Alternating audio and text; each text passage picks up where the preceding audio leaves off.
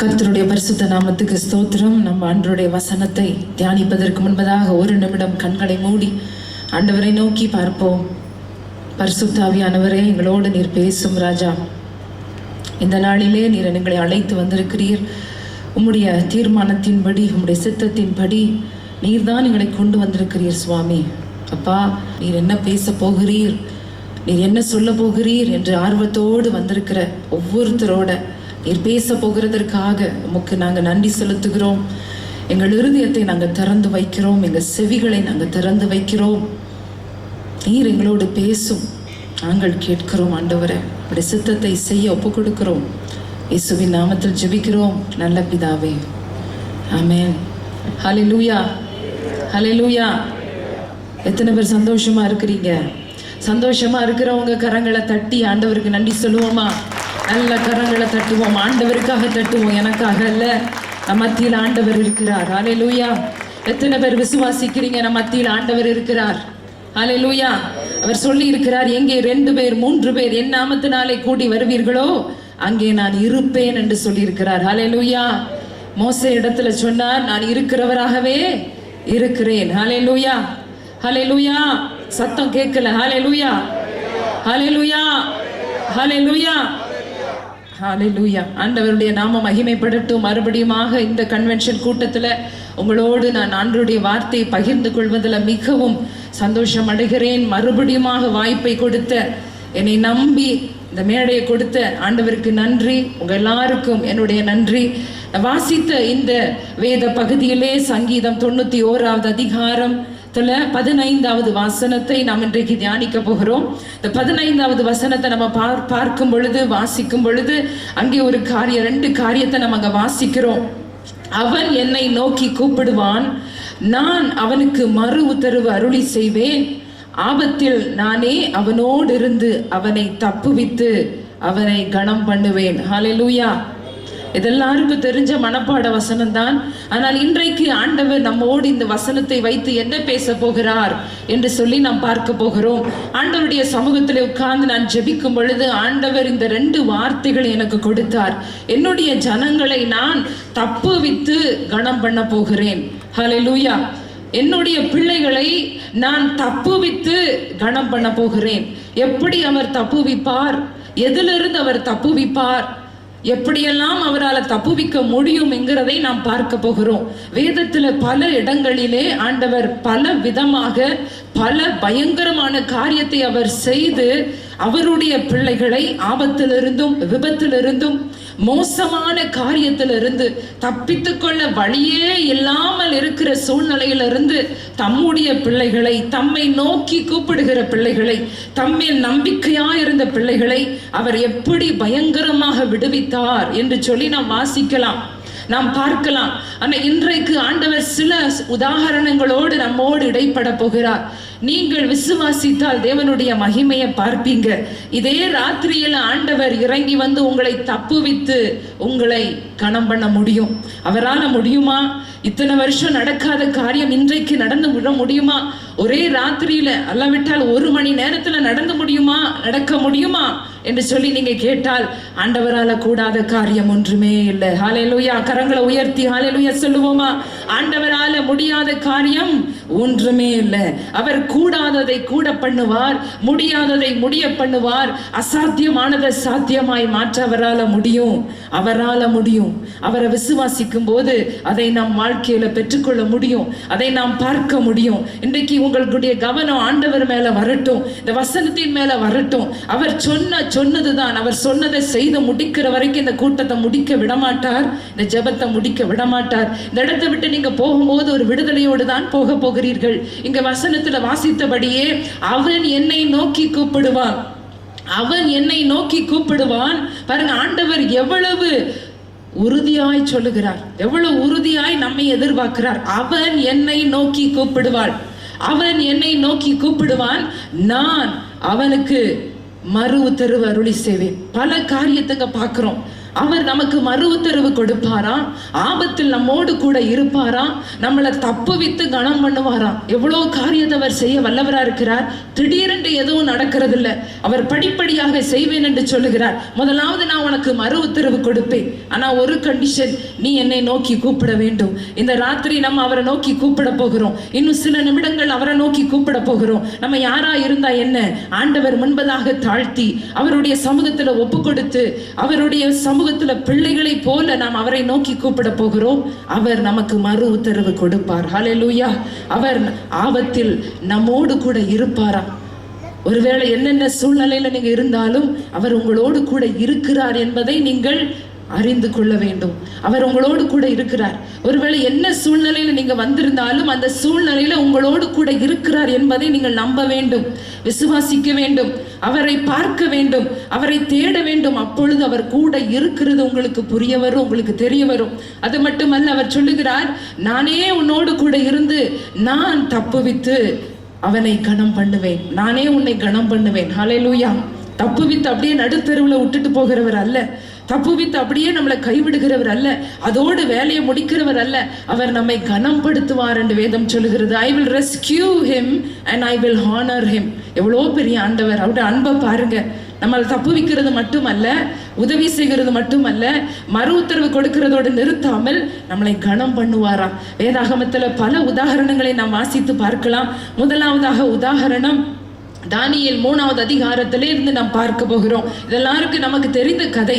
ஆனா இன்றைக்கு இது நமக்கு சொந்தமான கதையாய் மாறப்போகிறது. உங்க வாழ்க்கையில இப்படிப்பட்ட காரியத்தை ஆண்டவர் இன்றைக்கு இரவு செய்ய போகிறார். இந்த இரவு அவர் செய்ய போகிறார். நீங்க எதிர்பார்க்கணும், நீங்க நம்பணும்னு அவர் எதிர்பார்க்கிறார். ஹல்லேலூயா. தானியேல் 3வது அதிகாரத்திலே 29வது வசனத்துல நம்ம பார்க்கிறோம், என்னுடைய கைக்கு உங்களை தப்புவிக்கிறவர் யார் என்று நேபுகாத்நேச்சார் ராஜா சொல்லுகிறார். ஷாத்ராக், மேஷாக், ஆபேத்நேகோ என்பவர்கள் சிறையாய் கொண்டு போகப்பட்ட பாபிலோன் தேசத்துல அந்த ராஜா சொல்லுகிறான், நீங்கள் நான் நிறுத்தின அந்த பொற்சிலைக்கு நீங்கள் வணங்க வேண்டும், அதுக்கு ஆராதனை செய்ய வேண்டும், அதுக்கு கும்பிட வேண்டும். எல்லா ஏற்பாடுகளை செய்திருக்கிறேன். நீங்கள் அதை ஆராதிக்காமல் போனால் உங்களுக்கு ஒரு தண்டனை உண்டு. எரிகிற அக்கினி சூளையிலே நீங்கள் போடப்படுவீர்கள். அதனால நீங்க என்ன செய்ய வேண்டும், ஆராதிக்க வேண்டும். எல்லாம் ஆரம்பிக்கும் பொழுது ஷாத்ராக், மேஷாக், ஆபேத்நேகோ அவர்கள் வணங்காமல் அப்படியே நின்று கொண்டிருக்கிறார்கள். அவர்கள் நிமிர்ந்து நின்று கொண்டிருக்கிறார்கள். ராஜா திரும்பமாக அழைத்து அவர்களுக்கு எச்சரிக்கை கொடுக்கிறார். திரும்ப ஒரு சான்ஸை கொடுக்கிறேன், இன்னொரு வாட்டி உனக்கு சான்ஸை கொடுக்கிறேன். ஏன் கொடுக்கணும், ஏன் கொடுக்கணும்? உடனே பிடிச்சு அவங்கள தீக்குள்ள போட்டிருக்கலாமே, உடனே தண்டனையை கொடுத்திருக்கலாமே. ஆனா பாருங்க, இப்படிதான் பல தடவை பிசாசானவன், உங்களுடைய சத்ரு, இப்படிதான் பல செட்டப்புகளை செய்து பல அழகான காரியங்களை அமைத்து உங்களை எப்படியாவது விழப்பண்ண வேண்டும், ஆண்டவரை விட்டு பின்னுக்கு இழுக்க வேண்டும், விசுவாசத்துல தடுமாற செய்ய வேண்டும், ஆண்டவரை விட்டு தூரமாய் போக வேண்டும் என்று பல காரியத்தை செட்டப் பண்ணுவான். இங்க வேதாகமத்தில் நம்ம வாசிக்கிற தெளிவாக, அவன் அமைத்தான், அவன் உருவாக்கினான், அதற்கென்று ஒரு பண்டிகை ஏற்படுத்துகிறான், அதுக்கென்று மேல தாளங்களை ஏற்படுத்துகிறான், கிளீனா செட்டப் பண்ணி உங்களை வணங்க வைக்கிறான். ஆனா இவங்க வணங்கவில்லை. திரும்ப ஒரு சான்ஸை கொடுக்கிறான். இப்படிதான் நமக்கு வரலாம் பல சோதனைகள், நம்மை ஆண்டவரை விட்டு பிரிப்பதற்கு, நம்முடைய உறுதியை விட்டு பிரிப்பதற்கு, நம்முடைய உத்தமத்தை விட்டு பிரிப்பதற்கு, நம்முடைய நீதியை விட்டு நம்மை பிசக வைப்பதற்கு. நம்ம ஒழுங்காய் ஆண்டவரை நம்பி வாழ்ந்து கொண்டிருக்கலாம், ஆண்டவரை சார்ந்து கொண்டிருக்கலாம். திடீரென்று பல செட்டப்புகள் நமக்கு விரோதமாய் ஏற்படுத்தப்படும் பொழுது பார்ப்பதற்கு நன்றாய் தெரிகிறது என்று நாம் அதில் விழுந்து விடுகிறோம். அதிலிருந்து நம்மை ஆண்டவர் இன்னைக்கு தப்புவிக்க போகிறார். பல முடிவுகளை எடுத்து, பல தீர்மானங்களை எடுத்து ஒருவேளை நம்ம மாட்டிக்கொண்டு தவித்து கொண்டிருக்கிறோமா, அப்படிப்பட்ட பிரச்சனையிலிருந்து நம்மளை இன்னைக்கு ஆண்டவர் தப்புவிக்க வல்லவரா இருக்கிறார். ஹல்லேலூயா, ஹல்லேலூயா, ஹல்லேலூயா. வேடனுடைய கண்ணிக்கு நம்முடைய கால்களை எப்படி தப்புவிக்கிறாரோ அதே போல நமக்கு விரோதமாய் வீசப்பட்ட வலைகள் இருக்கலாம், கண்ணுக்கு தெரியாத வலைகள் இருக்கலாம், மறைவான கண்ணிகள் இருக்கலாம். அதிலிருந்து நம்மளை தப்புவிக்க அவர் இந்த ராத்திரியிலே வல்லமை உள்ளவராக இருக்கிறார். இவன் சொல்லுகிறான், நீங்க இனிமே வணங்காமல் போனால் உங்களை அக்கினி சுவாலையிலே தூக்கி போடப்படுவீர்கள். உங்களை தப்புவிக்கக்கூடிய தேவன் யார் என்று சொல்லி அங்க பார்க்கிறோம். அவன் சொல்லுகிறான், சவாலாக சொல்லுகிறான், உங்களை தப்புவிக்கக்கூடிய கடவுள் யார்? தானியேல் 3ஆம் அதிகாரம் 15வது வசனத்தை வாசித்து பாருங்க. அங்க தெளிவாய் நேபுகாத்நேச்சார் சொல்லுகிறார், உங்களை என் கைக்கு தப்புவிக்க போகிற தேவன் யார் என்றான். அதுக்கு 16வது வசனத்துல அந்த 3 நண்பர்களும் சொல்லுகிற அந்த உத்தரவை பாருங்கள். இந்த காரியத்தை குறித்து உமக்கு உத்தரவு சொல்ல எங்களுக்கு அவசியமில்லை. எவ்வளவு தைரியமாக இந்த 3 நண்பர்களும் சொல்லுகிறார், ராஜாவே இதை குறித்து உங்களுக்கு நாங்கள் எக்ஸ்பிளைன் பண்ண அவசியம் இல்லை. இப்படிப்பட்ட காரியம், இப்படிப்பட்ட தைரியத்தை, இப்படிப்பட்ட உறுதியை நமக்கு ஆண்டவர் கொடுக்க போகிறார். ஆபத்தான சூழ்நிலை, முடிவு மரணம், முடிவு அங்கே ஒரு பெரிய தண்டனை காத்து கொண்டிருக்கிறது. அக்கினி சூளைக்குள்ள போடப்படுவார்கள். ராஜா கேட்கிறாரு கேள்வி, என்னுடைய கைக்கு உங்களை தப்புவிக்க கூடிய தேவன் யார் என்றார். அப்ப அவன் இந்த கேள்விக்கு நாங்கள் பதில் சொல்ல அவசியமில்லை, எங்களுக்கு எல்லாமே தெரியும். அவர் சொல்லுகிறார், அந்த 3 நண்பர்களும் சொல்லுகிறார்கள், நாங்கள் இடைவிடாமல் ஆராதிக்கிற எங்கள் தெய்வன் எங்களை தப்புவிக்க வல்லவராயிருக்கிறார். ஹல்லேலூயா. கரங்களை உயர்த்தி ஒரு ஹல்லேலூயா சொல்லுவோமா? நீங்கள் ஆராதிக்கிற உங்கள் தேவன் உங்களை தப்புவிக்க வல்லவராயிருக்கிறார். ஹல்லேலூயா. நீங்கள் இடைவிடாமல் ஆராதிக்கிற தேவன் உங்களை தப்புவிக்க வல்லவராயிருக்கிறார். அவரை தேடி தான் வந்திருக்கீங்க, அவரை ஆராதிக்க தான் வந்திருக்கீங்க. யாரும் இங்க வேடிக்கை பார்க்க வரல. இந்த மழையிலையும் இந்த சீசன்லையும் ஒர்க்கிங் டேலையும் நீங்க வந்திருக்கீங்கன்னா நீங்க அவரை ஆராதிக்க வந்திருக்கீங்க. நீங்க இடைவிடாமல் ஆராதிக்கிற உங்கள் தேவன் உங்கள் பாதைகளை அறிகிறவர், உங்க பிரச்சனைகளை அறிகிறவர், உங்க வாஞ்சைகளை அறிகிறவர், உங்களை தப்புவிக்க வல்லவராய் இருக்கிறார். ஹல்லேலூயா, ஹல்லேலூயா. ஒரு வைராக்கியத்தை உங்களுக்கு இன்னைக்கு ஆண்டவர் கொடுக்க போகிறார். எப்பேற்பட்ட பிரச்சனை வந்தாலும் நீங்கள் ஒரு உறுதியா இருக்க வேண்டும். நான் ஆராதிக்கிற தேவன் உரிமை கொண்டாட வேண்டும். நான் ஆராதிக்கிற தேவன் எப்படிப்பட்டவர், அவர் எவ்வளவு பெரியவர், அவர் எவ்வளவு வல்லவர், அவரால் என்னெல்லாம் செய்ய முடியும், அவரால் எதையும் செய்வார். எனக்காக அவர் யாவற்றையும் செய்து முடிப்பார், எனக்காக யாவற்றையும் செய்து முடிப்பார். தானியேல் சொல்லுகிறார், தாவீது சொல்லுகிறார், கர்த்தர் எனக்காக யாவற்றையும் செய்து முடிப்பார். He will perfect everything that concerns me. எனக்காக, எனக்குரிய, எனக்கு சார்ந்த என் குடும்பம், என்னுடைய நண்பர்கள், என்னுடைய தொழிலா இருக்கலாம், என்னுடைய வியாபாரமா இருக்கலாம், எனக்கு சார்ந்த என்னுடைய படிப்பு, என்னுடைய ஃபியூச்சர், என்னுடைய career, what ever concerns me, நான் எதை குறித்து கவலைப்படுறேன், நான் எதை குறித்து சிந்திக்கிறேன், நான் எதை குறித்து யோசிக்கிறேன், யோசித்து தூக்கம் இல்லாமல் இருந்து கொண்டிருக்கிறேனோ அந்த காரியத்துல அவர் பெர்ஃபெக்டாக என்னை நடத்த அவர் வல்லவராக இருக்கிறார். இந்த பதில பாருங்க. இதெல்லாம் வாசிக்கும் பொழுது நமக்குள்ள ஒரு வைராக்கியம் வர வேண்டும். இதெல்லாம் வாசிக்கும் பொழுது நம்முடைய ஆண்டவர் எப்பேற்பட்டவர், நம்ம ஆராதிக்கிற தேவன் உயிரோடு இருக்கிறார். அவர் நம்மளை கைவிட மாட்டார், ஒரு நாள் நம்மை விலக மாட்டார். நாம் தான் அவரை விட்டு விலகுகிறோம், நாம் தான் அவரை மறக்கிறோம், நாம் தான் அவரை இழக்கிறோம், நாம் தான் அவரை கண்டுபிடிக்காமல் தடுமாறுகிறோம். நம்முடைய கண்கள் குருட்டாக்கப்படுகிறது பிரச்சனையின் நிமித்தமாக, கண்ணீரின் நிமித்தமாக, துக்கத்தின் நிமித்தமாக. இங்க இவங்க சொல்ற பதிலை பார்க்கும் பொழுது பரலோகமே எழும்பி நின்றது. ஹல்லேலூயா, ஹல்லேலூயா. ஆண்டவர் எப்படி சும்மா இருந்திருக்க முடியும்? யோசித்து பாருங்க. ஹல்லேலூயா. அப்படித்தான் உங்களுக்காக பரலோகமே எழுந்து நிற்க போகிறது. ஹல்லேலூயா. உங்களை தப்புவிப்பதற்காக, உங்களை விடுவிப்பதற்காக, உங்களை கனம் பண்ணுவதற்காக பரலோகமே தேவையான இறங்கி வரப்போகும். ஹல்லேலூயா. நீங்க இதை நம்பணும். ஐயோ, இது கேட்கறதுக்கு நல்லா இருக்குது, காதுக்கு இனிமையா இருக்குது, பைபிள்ல எழுதப்பட்டிருக்கிறது என்று சொல்லி நாம் நினையாதபடிக்கு கர்த்தர் இதே காரியத்தையும் இதை விட பெரிய காரியத்தை எனக்கு செய்வார், அவர் கண்டிப்பாக செய்வார் என்று சொல்லி நீங்க நம்ப முடியுமா? இன்றைக்கு அறிக்கை செய்ய உங்களால முடியுமா? நெஞ்சில கையை வச்சு சொல்ல முடியுமா? நான் ஆராதிக்கிற தேவன் என்னை தப்புவிக்க வல்லவராக இருக்கிறார். ஹல்லேலூயா, ஹல்லேலூயா. அடுத்த வரிய பாருங்க, அடுத்த வசனத்தை பாருங்க. அடுத்த வசனத்தில் அவங்க சொல்றாங்க, அவர் எங்களை தப்புவிக்க வல்லவராய் இருக்கிறார், தப்புவிக்காமல் போனாலும் நாங்கள் இந்த சிலைக்கு வணங்க மாட்டோம், இந்த சிலையை நாங்கள் ஆராதிக்க மாட்டோம், இந்த சிலைக்கு நாங்கள் எங்களுடைய மரியாதை நாங்கள் வணங்க மாட்டோம். we will not worship. இந்த வசனம், அடுத்த வசனத்தை பாருங்க. விடுவிக்காம போனாலும் நாங்கள் உம்முடைய தேவர்களுக்கு ஆராதனை செய்வதும் இல்லை, நீர் நிறுத்தின பொற் சிலையை பணிந்து கொள்வதும் இல்லை என்கிறது. ராஜாவாகிய உமக்கு தெரிந்திருக்க கடவது என்றார்கள். பிரச்சனை வரும் பொழுது நம்ம எத்தனை பேர் இப்படிப்பட்ட அறிக்கையை செய்ய முடிகிறது? நம்ம வாயிலிருந்து வருகிறதெல்லாம் சோகமான வார்த்தைகள், கவலையான வார்த்தைகள், துக்கமான வார்த்தைகள். புலம்புகிறோம், அழுகிறோம், கண்ணீர் வடிக்கிறோம். ஆண்டவரே, ஏன் என்னை கைவிட்டீர்? ஆண்டவரே, என் ஜெபம் உமக்கு கேட்கவில்லையா? நான் என்ன பாவம் செய்தேன்? நான் என்ன தவறு செய்தேன்? ஏன் எனக்கு இந்த நிலைமை? ஏன் இந்த கஷ்டம்? ஏன் இந்த உபத்திரவம் என்று சொல்லி நம்ம நினைக்கிறோம், கதறுகிறோம், கண்ணீர் வடிக்கிறோம், புலம்புகிறோம். ஆனா ஆண்டவர் இங்கே பாருங்க, இந்த ஜனங்க, இந்த ஆண்டவருடைய பிள்ளைகள் செய்த அறிக்கை, அவர் எங்களை விடுவிக்காமல் போனாலும் நாங்கள் உம்முடைய நீர் வைத்தின இந்த சிலையை நாங்கள் வழிபட மாட்டோம், உம்முடைய தேவர்களுக்கு ஆராதனை செய்ய மாட்டோம். ஹல்லேலூயா. இப்படிப்பட்ட அறிக்கையை நம்ம சொல்லும் போது ஆண்டவர் பரலோகத்திலிருந்து அவருடைய சிங்காசனத்தை விட்டு அவர் எழும்பி நிற்கிறார். அவருக்கு பெருமை வருகிறது, அவருக்கு ஒரு வைராக்கியம் வருகிறது. ஐயோ, என்னுடைய பிள்ளைகள் இப்படிப்பட்ட சூழ்நிலையிலையும், முன்னாடி எரிகிற சூளை இப்பொழுது அவன் 7 மடங்கு ஏற்றி வைத்திருக்கிறான். பேச்சை கேட்காதனால, கீழ்ப்படியாதனால 7 மடங்கு அந்த சூளை சூடாக்கப்பட்டிருக்கிறது. ராஜாக்கு கோபம் வருகிறது. ஆனா இந்த இடத்துல பார்க்கிறோம், இவங்களோ அப்படியே அவங்க நிமிர்ந்து நின்று கொண்டிருக்கிறார்கள், தைரியமா இருக்கிறார்கள். இப்பொழுது உங்களுடைய அறிக்கையை கேட்ட உடனே ஆண்டவர் எழும்பி நிற்கிறார். இன்றைக்கு இரவு அப்படிதான் ஆண்டவர் உங்களுக்காக எழும்பி நிற்க போகிறார். எத்தனை பேர் விசுவாசிக்கிறீங்க? உங்களுக்காக, ஃபார் யூ, உங்களுக்காகவே ஆண்டவர் எழும்புவார். இந்த 3 பேருக்காக இருக்கிறது ஒரு பாபிலோன் தேசத்துல, இருக்கிறது ஒரு கைதியாக, கேப்டிவாக, அடிமைகளாக.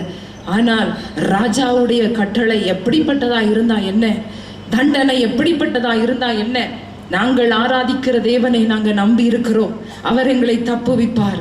தப்புவிக்காம போனாலும் இன்றைக்கு இப்படிப்பட்ட வைராக்கியத்தை உங்களுக்குள்ள வைக்க தான் இந்த கன்வென்ஷன் கூட்டத்தை அவர் ஏற்படுத்தி இருக்கிறார். அவரை பத்தி எல்லாருக்கும் தெரியும், அவர் நல்லவர், வல்லவர், அற்புதங்களை செய்வார் என்று நமக்கு தெரியும். ஆனால் இப்படிப்பட்ட அறிக்கையை நம்ம செய்து அவரை செயல்படுத்த, அவரை இறங்கி வர, அவரை சிங்காசனத்துல விட்டு எழுப்பி விட நமக்கு ஒரு அதிகாரத்தையும் வல்லமையும் இன்னைக்கு உங்க இருதயத்திலே, உங்க வாயில் அவர் கொடுக்க விரும்புகிறார். நான் ஆராதிக்கிற தேவன் என்னை தப்புவிக்காட்டாலும் பரவாயில்லப்பா, நான் அவருடைய பாதத்தை பிடித்து கொண்டே இருப்பேன். எனக்கு நன்மை வருகிறதோ இல்லையோ, ப்ரமோஷன் வருகிறதோ இல்லையோ, வேலை கிடைக்கிறதோ இல்லையோ, உயர்வு வருகிறதோ இல்லையோ, எனக்கு பணம் வருகிறதோ இல்லையோ, எனக்கு சுகம் கிடைக்கிறதோ இல்லையோ, நான் மரித்தாலும் பிழைத்தாலும் உயிரோடு இருந்தாலும் நான் ஆராதிக்கிற தேவன் என்னோடு கூட இருக்கிறார். அவர் தப்புவிக்காமல் போக மாட்டார். அப்படி போனாலும் நான் இந்த உலகத்துக்கு நான் என்னுடைய வாழ்க்கையை கொடுக்க மாட்டேன். உலக நடை பாடுகள் எனக்கு வேணாம், உலகத்தின் காரியங்கள் எனக்கு வேண்டாம் என்று சொல்லி ஒரு உறுதியான ஒரு நம்பிக்கை உங்க இருதயத்தில் அவர் இன்றைக்கு வைக்க விரும்புகிறார். அப்படி இருக்கும்போது ஒவ்வொரு பிரச்சனை உங்களுக்கு பிரச்சனையாகவே தெரியாது, போராட்டம் போராட்டமாகவே தெரியாது, பாடுகள் பாடுகளாக தெரியாது. இந்த உலகம் உங்களுக்கு லேசாக மாறும். உலக உபத்திரவங்கள் உங்களுக்கு சந்தோஷமாய் மாறும். உபத்திரவத்துல நீங்க பொறுமையா இருப்பீங்க, உபத்திரவத்துல சந்தோஷமா இருப்பீங்க, ஆண்டவருக்குள் களி கூர்ந்து கொண்டு இருப்பீங்க. அதுதான் ஆண்டவருக்கு பிரியமான காரியம். கஷ்டத்தின் மத்தியில் அழுது கொண்டிருப்பதல்ல ஆண்டவருடைய சித்தம். ஆண்டவர் உங்களிடத்தில் எதிர்பார்க்கிற அந்த தெய்வீக சந்தோஷத்தை இன்னைக்கு ஆண்டவர் உங்களுக்கு கொடுக்க போகிறார். அவர் விடுவிக்காமல் போனாலும் நாங்கள் அதை செய்ய மாட்டோம். பாருங்க, இந்த அறிக்கையை செய்யும் பொழுது ஆண்டவரால் இருக்க முடியாது, அவரால் சும்மா இருக்க முடியாது. அவர் எழும்புவார், அவர் இறங்கி வருவார், அவர் உங்கள் பக்கத்துல வந்து நின்று கொண்டு உங்களுக்காக யுத்தம் பண்ணுவார், உங்களுக்காக ஈட்டிய முறித்து போடுவார், உங்களுக்காக வில்லை ஒடித்து போடுவார், உங்களுக்காக ரதங்களை நெருப்பினால சுட்டரிப்பார். அவர் பூமியின் கடைமுனை மட்டும் யுத்தங்களை ஓய பண்ணுவாரா. உங்க சார்பில் நின்று அவர் உங்களுக்காக யுத்தம் பண்ணுவார். நீங்க அமைதியா இருந்து அவர் தான் தெய்வன் என்று கண்டுகொள்வீர்கள். இப்படிப்பட்ட காரியத்தை அவர் உங்கள் வாழ்க்கையில நிஜமாய் அவர் செய்ய, உண்மையாய் அவர் செய்ய வல்லவரா இருக்கிறார். உண்மையாய் அவர் செய்ய வல்லவரா இருக்கிறார். அப்படியே அவர் செய்வார். உங்கள் சார்பில் அவர் நிற்பார், அவர் எழும்பி வருவார், உங்க பக்கத்தில் அவர் நின்று உங்களுக்காக அவர் யுத்தம் பண்ண ஆரம்பிப்பார். இடியை அனுப்புவார், மின்னலை அனுப்புவார், மழையை அனுப்புவார், ஜனங்களை அனுப்புவார், தேவ தூதர்களை அனுப்புவார். ஏன் தானே அவர் இறங்கி வந்து உங்களுக்காக காரியத்தை செய்ய வல்லவரா இருக்கிறார். அதைத்தான் இங்க நடக்கிறது. இந்த அறிக்கை கேட்டவுடனே அந்த ராஜாக்கு கோபம் வருகிறது. உடனடியாக பிடித்து அவர்களை அந்த அந்த அக்கினி சூளைக்குள்ள போட கட்டளையிடுகிறார். அவர்களை கட்டுகிறார்கள், கட்டி கொண்டு தூக்கி கொண்டு போய் அதில் போடுகிறார்கள். ஆனா இங்க வேதம் அடுத்த வசனத்தை 22வது வசனத்தை வாசித்து பாருங்க. அங்க போட்டிருக்கிறது, ராஜாவுடைய கோபம் அதிகமாக இருந்தபடியினாலே, சூளையின் அந்த சூடு அதிகமாக இருந்தபடியினாலே தூக்கி கொண்டு போனவர்கள் செத்து போனார்கள். ஹல்லேலூயா, ஹல்லேலூயா, ஹல்லேலூயா. எவ்வளோ பெரிய காரியம் அங்க நடக்கிறது பாருங்க. தூக்கி உள்ள போடப்பட்டவர்கள் சாகவில்லை, தூக்கி கொண்டு போய் போட்டவர்கள் செத்து போகிறார்கள். ஹல்லேலூயா. Because of the anger of the king and the heat of the fiery furnace, the people who were thrown in were not killed, but the people who threw them were killed. விழுந்து மடிந்து போனார்கள். ஹல்லேலூயா, ஹல்லேலூயா.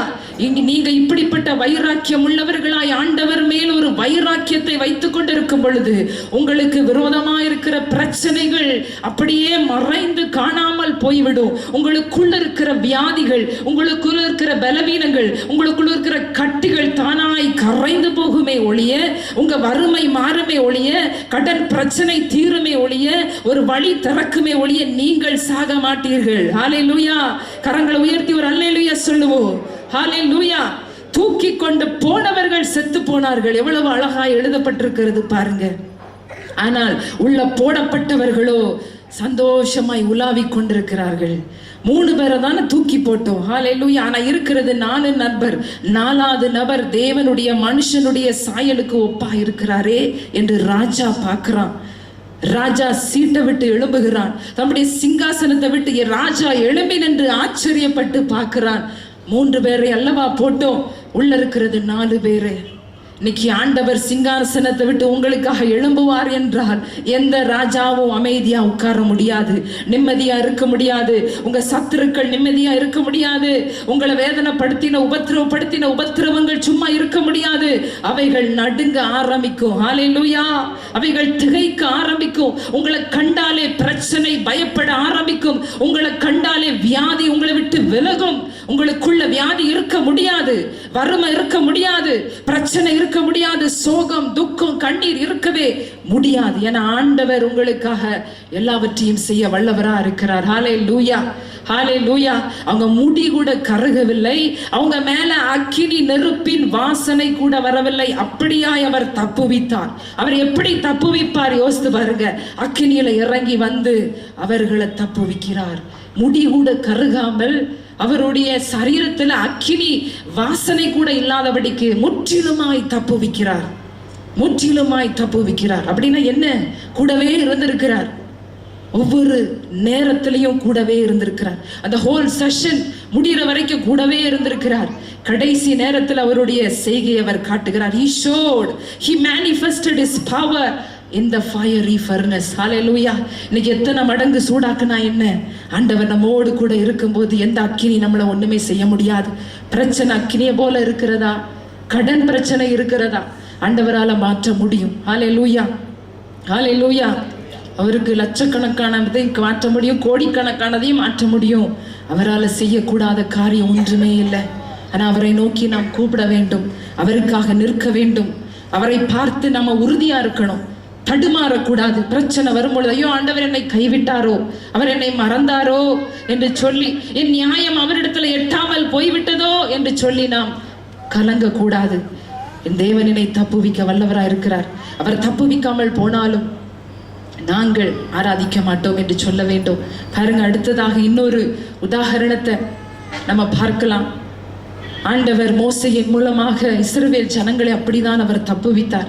பார்வோனின் கையிலிருந்து அவர்களை தப்புவிக்க திட்டம் வைத்திருந்தார். அந்த திட்டத்தை நிறைவேற்ற மோசேயை அனுப்புகிறார். மோசே மூலமா இஸ்ரவேல் ஜனங்களை தப்புவிக்கிறார். 430 வருஷத்துக்கு பிறகு அவங்களை தப்புவிக்கிறார். 430 வருஷமா அவங்க விட்ட பெருமூச்சை கேட்டேன், கண்ணீரை கண்டேன், அவங்களுடைய ஜெபத்தை கேட்டேன், இப்பொழுது நான் இறங்கி வரப்போகிறேன் என்று சொல்லி வீட்டுக்கு போய் நிதானமா 3வது அதிகாரத்தை 4வது அதிகாரத்தை யாத்திராகமத்துல நம்ம வாசித்து பார்த்தோம்னா அவர் தெளிவாய் சொல்லுகிறார், நான் என் ஜனங்களின் கூக்குரலை கேட்டிருக்கிறேன், கண்ணீரை கண்டிருக்கிறேன், ஏன் அவங்க பெருமூச்சை கூட கேட்டிருக்கிறேன். இன்னைக்கு நம்ம ஆண்டவர் கண்டில்லையா, என் ஜெபத்தை கேட்டாரா என்று யோசிக்கிறோம். ஆனா அவர் சொல்லுங்க, உன் பெருமூச்சை கூட நான் கேட்கிறேன், நீ உட்காருகிறதும் எழுந்திருக்கிறதும் நான் அறிகிறேன், உன் யோசனைகளை நான் தூரத்தில் இருந்து அறிகிறேன் என்று அவர் சொல்லுகிறார். இன்னைக்கு நம்ம ஒருவேளை அப்படிப்பட்ட சூழ்நிலையில கேள்வி கேட்டுக்கொண்டு இருந்தோமானால், தடுமாறி கொண்டிருந்தோம்னா, உங்களை பார்த்துதான் ஆண்டவர் சொல்லுகிறார். அவர் உங்களை பார்த்து அன்போடு, இன்னைக்கு அன்பு, அவருடைய அன்பு இறங்கி வந்து கொண்டிருக்கிறது இந்த இடத்துல.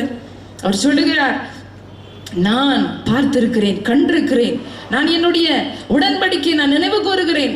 ஆபிரகாம், ஈசாக்கு, யாக்கோபோடு நான் செய்த உடன்படிக்கை, அவர்களுக்கு கொடுத்த வாக்குத்தத்தத்தை நான் நினைவு கூர்ந்து என் ஜனங்களை நான் தப்புவிக்க போகிறேன். எப்படி தப்புவித்தார் உங்களுக்கு நல்லாவே தெரியும். 10 வாதைகளை அனுப்புகிறார். பார்வோனுடைய மூத்த குமாரனை கொன்று போடுகிறார். தேவைப்பட்டால் சிலர் அவர் கொன்று போடவும் வல்லவரா இருக்கிறார். If something is disturbing you so much, சில காரியங்கள் உங்களை விட்டு போகாமல் இருந்தால் கொன்று போடவும் அவர் தயாராவார். He will never mind. அவரால் செய்யக்கூடாத காரியம் ஒன்றுமே இல்லை. ஆனா அவரை எழுப்பத்தக்க வல்லமை உங்களுக்கு இருக்குதா? அவரை கூப்பிடத்தக்கிற வாய் உங்களுக்கு இருக்குதா? எல்லா காரியத்திலும் அவரை முன்னிட்டு அவரையே மேன்மைப்படுத்தி அவரையே முக்கியமாய் வைத்து அவருக்கு பயந்து நடுங்கி பயபக்தியோடு அவருக்கு முன்பதாக அவர் வசனத்துக்கு நடுங்குகிற இருதயம் நமக்குள்ள இருக்கிறதா? வானம் எனக்கு சிங்காசனம், பூமி எனக்கு பாதப்படி, இவைகளெல்லாம் என் கரங்கள் உண்டாக்கி இருக்கிறது. ஆனால் எப்படிப்பட்டவரை நான் நோக்கி பார்ப்பேன் என்று அவர் சொல்லுகிறார். ஆனாலும் நறுங்குண்ட இருதயத்தோட என் வசனத்துக்கு நடுங்குகிறவனையே நான் நோக்கி பார்ப்பேன் என்று அவர் சொல்லுகிறார். ஏசாயா தீர்க்க தரிசன புஸ்தகத்துல. ஆனாலும் என் வசனத்துக்கு நடுங்குகிறவனையே நான் நோக்கி பார்க்கிறேன். வசனத்துக்கு நடுங்குவோம். இவரை யாருக்கு நடுங்க தேவையில்லை. வசனத்துக்கு நடுங்குகிறவர்கள் மனிதரை கண்டு நடுங்க தேவையில்லை, வியாதிகளை கண்டு நடுங்க தேவையில்லை, பிரச்சனையை கண்டு நடுங்க தேவையில்லை, கடனை கண்டு நடுங்க தேவையில்லை. அவசியமில்லை. அதுதான் அவங்க சொல்றாங்க, ராஜாவே உமக்கு உத்தரவு சொல்ல எங்களுக்கு அவசியம் இல்லை. நாங்கள் ஆராதிக்கிற தேவன், இன்னைக்கு நீங்க ஆராதிக்கிற தேவன் எப்படிப்பட்டவர் என்று ஆண்டவர் உங்களுக்கு நினைப்பூட்டி கொண்டிருக்கிறார். இஸ்ரவேல் ஜனங்களை பயங்கரமான கரத்தினாலும் ஓங்கிய புயத்தினாலும் அவர் விடுதலையாக்கினாராம். அவருடைய கரத்தை நீட்டினார், அற்புதங்கள் நடந்தது. மோசையை அழைத்து அவன் கைகளை தொட்டு ஆசீர்வதித்தார். மோசையே உன் கையில் இருக்கிறது என்ன? சொல்ல சாதாரண கம்பு ஆண்டவரே. இந்த கம்பை ஆண்டவர் கைகளினாலே உபயோகப்படுத்துவதற்கு அவன் கைகளை அவர் தொடுகிறார். ரொம்ப ஆச்சரியமா இருந்தது. அவன் கைகளை ஆண்டவர் தயார்படுத்துகிறார். அந்த கையின் மூலமாய் பல காரியங்களை செய்து இஸ்ரவேல் ஜனங்களை விடுதலையாக்கினார். மோசே மூலமாக இன்றைக்கு உங்களையும் உங்க கைகளையும் அவர் தொடுவார். உங்க கைகளை அவர் ஆசீர்வதிப்பார். நீங்க கையிட்டு செய்கிற வேலைகளை அவர் ஆசீர்வதிப்பார். நீங்க செய்வதெல்லாம் வாய்க்கும்படி அவர் செய்வார். உங்களால கூடாத காரியம் ஒன்றுமே இல்லாமல் இருக்கும். ஆண்டவருக்கு கையில ஒரு ஆசீர்வாதத்தை வைப்பார், ஒரு அபிஷேகத்தை வைப்பார். உங்க கைகளை அவர் பலப்படுத்துவார், உங்க தோள்களை அவர் பலப்படுத்துவார். மோசே எப்படி இஸ்ரவேல் ஜனங்களை விடுதலையாக்க பலப்படுத்தினார், அப்படியே உங்களையும் அவர் பலப்படுத்தி உங்க மூலமாய் அவர் உங்களுடைய குடும்பத்துக்காக இருக்கட்டும், யாருக்காக இருக்கட்டும், ஒரு விடுதலை அவர் கொண்டு வர வல்லவராக இருக்கிறார்.